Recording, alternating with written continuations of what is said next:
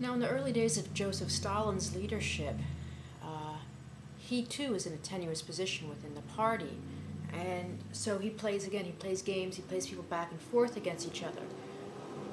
Trotsky is still a threat to him, so first he's exiled to Kazakhstan, and then later Trotsky is going to be exiled from the country, and he's going to reside later on in Mexico, and in the early 1940s, Trotsky is going to be murdered, and it's obvious that it's from those under Stalin where this takes place. He gets an ice pick to the head, and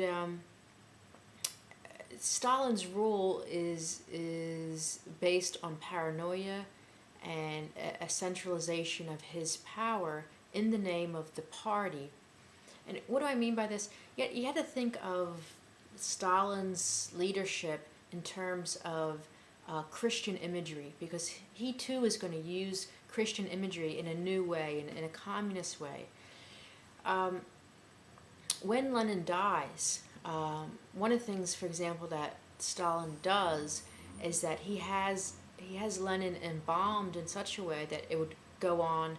His embalming would last a long time, and even today you can go to Red Square in Moscow and see Lenin's body in a clear glass case. Now, why would he do that? Well, under Russian Orthodoxy, a sign of a saint is that a body doesn't decompose. So this would be a famous miracle often in Russian Orthodoxy, that a body would be laid out, and then 2-3 days later the body still doesn't smell, or something to this effect. The body retains a sense of its life in some way. So it's a message in some ways to the vast peasants who don't understand what has happened anyway, but it portrays then Lenin as a sense, as like a saint, or as a figurehead, a godhead. And if we think of this Christian imagery, you need to think of Stalin as Jesus Christ, and Lenin as God the Father, and the Holy Ghost in this Trinity is going to be the party. And the party is going to be this secret, silent force somehow is all-knowing and is always correct. The party is never wrong, and this is something that's going to be espoused by the leadership over and over again. It's the party made this decision. The party knows right. The party is supposed to be this community of the nation making a decision. That's not the reality. The party is controlled directly by Joseph Stalin, and it's going to be directly controlled by the leadership of the Soviet Union from that point on as well. But Stalin creates this cult of personality around himself, where he is like the sun, and he's going to quote Lenin as if he's quoting from the Bible. So he had this vast knowledge of Lenin's words, and he studied Lenin's words. So anytime an opponent would say something against a decision made by Stalin, Stalin would then quote Lenin and say, well, Lenin said such and such. Then how do you refute that? You're like refuting God the Father. You're refuting like a biblical verse in many ways. If Lenin said it, and he's going to make Lenin into this superhuman figure that somehow, like I said, is like a god.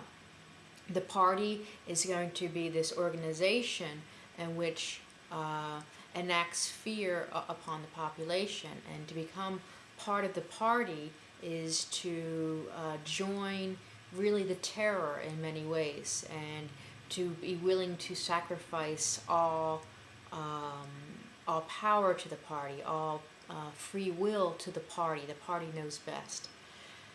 When Lenin dies, a platform is going to be made on Red Square. Like I said, Lenin's body is going to be in it, and from that point on, almost all great political speeches by Stalin will be made on that platform. Eventually they're going to build a building over Lenin's body, and it's going to be a mausoleum, which is there today, made of marble and such. And so again, he's like standing on the foundation of Lenin, and that's the symbolic imagery as well when Stalin's in power. And one of Stalin's methods of keeping this power is just getting rid of people. And there's a quote of Stalin, for example, he said, "No man, no problem." So he's not going to try to convince the others. He's not going to try and exile the others who might be his enemies. He's going to get rid of them. And he gets rid of them by killing him. Or sending them off to Siberia, to the Gulag system, this great prison network that Stalin is going to form for his opposition, or those who might even be in the opposition, or those who really aren't in the opposition but are going to be sent there anyway in terms of slave labor. It's a wonder that in the U.S. today, Stalin isn't more well known, because we can maybe safely attribute 20 million deaths to Stalin of his own people. There are some estimates that might be 50 million or possibly even 100 million people die under his policies. Policies of the removal of peasants, policies of those being sent to the Gulag system. Stalin is really responsible for mass murder.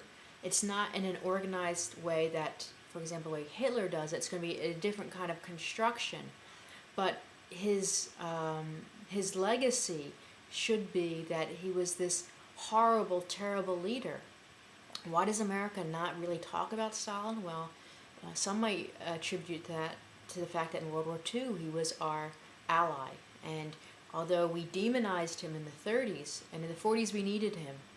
And so it's hard for us to justify being friends with one of the great mass murderers of human history.